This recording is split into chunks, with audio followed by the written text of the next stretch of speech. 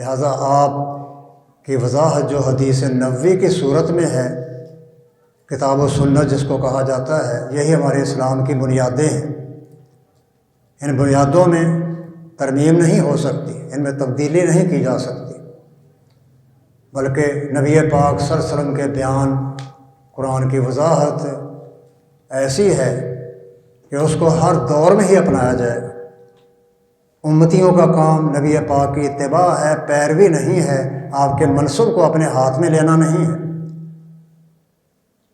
نبی پاک کے بیان قرآن میں تبدیلی نہیں ہو سکتی، کیونکہ اللہ کے پیغمبر صلی اللہ علیہ وسلم نے جو قرآن کی وضاحت کی ہے وہ یا خبریں ہیں، قیامت آئے گی، عذاب قبر برحق ہے، حساب کتاب ہوگا، جزا سا ہوگی، جنت دوزخ کا فیصلہ ہوگا، یہ خبریں ہیں، اور خبروں میں تبدیلی نہیں ہو سکتی۔